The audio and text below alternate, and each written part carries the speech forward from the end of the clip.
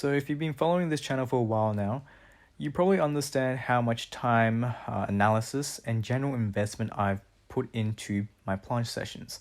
Now, some people may be looking at this and reflecting on my progression and realizing that, oh, my progression isn't really that fast, and I tend to just ramble on and talk about just what goes inside my head.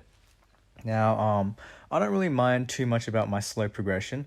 I kind of see the planche as a necessary investment of a long period of time, and I'm not too fussed about how fast I progress.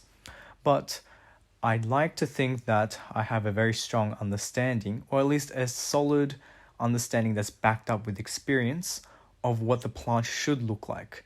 And ideally, there's a strong difference between a theoretical understanding of what the planche looks like and comparing that to the practical implementation. What I'm trying to get at is that I've always assumed that I knew what the planche or the straddle planche should ideally look like.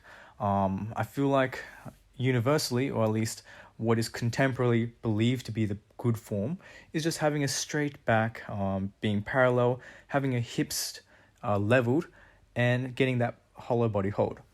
When I try and apply this to my straddle planche, I was always under the assumption that, oh, I didn't have enough strength, and with time I'll gain strength, my form will improve.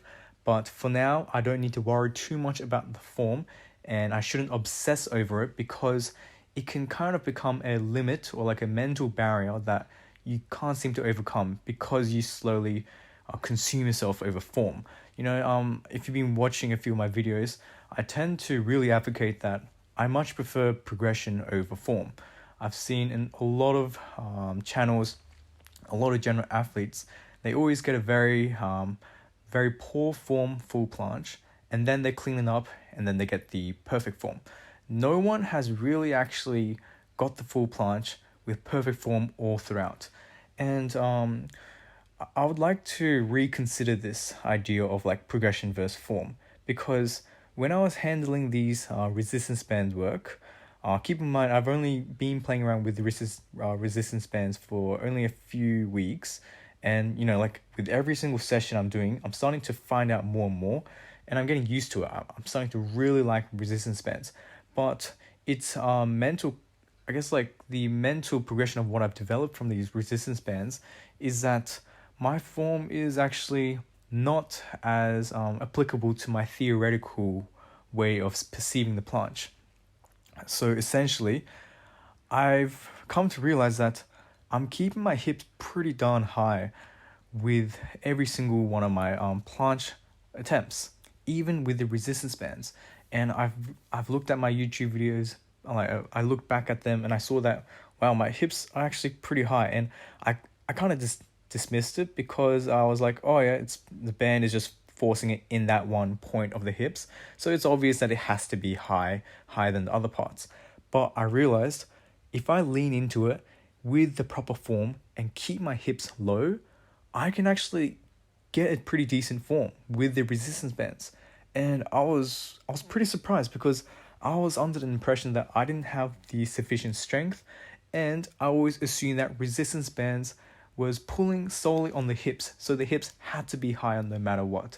And it was just by nature of that training scheme that the form deterioration was inevitable. And because of that, it was a really big callback because I'm going against what I initially assumed, that progression is significantly better than form. And upon reflecting on this, I feel like they both go hand in hand. Now, a few people have mentioned that they do, with progression, your form increases, or at least your form improves.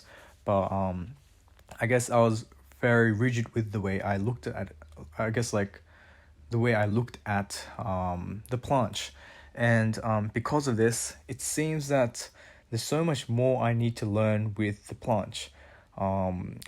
Specifically the neurological understanding of the position and truly like establishing that form into my body. I want to ingrain that position because the new leaning and the new feeling I got with keeping my hips low in the resistance bands straddle planche attempts was a whole new feeling. I was super surprised. I was like, damn, it feels really good for some reason I'm getting a strong contraction in my shoulders, and I'm putting a maximal effort to all my planche attempts with a resistance band, and I was pretty shocked. And also, another thing I wanted to add was my last session was a front lever session. My lats were completely fried, and I thought I was going to go into this planche session knowing that my performance was going to be even worse than my first day. I was surprised that wasn't the case. I felt as though my holds were more consistent and a bit better than my planche session before. And what's pretty interesting to realize is that as my warm-up, I did one resistance band attempt at the straddle planche, and that seemed to kind of give me that excessive like CNS like peak, and it kind of primed myself up for the actual straddle planche, because normally I just go from planche leans and straight into straddle planche attempts, and I guess that's not the right way of going at it, or at least with sessions where you don't feel like you can adequately perform, maybe you can put in resistance bands as like a warm-up session, and it's something that's it's pretty cool to experiment with. I know that Mantis Calisthenics recommended this to me, and I feel like I'm going to be implementing this more often. So yeah, that's basically it, and I'll finish it off here.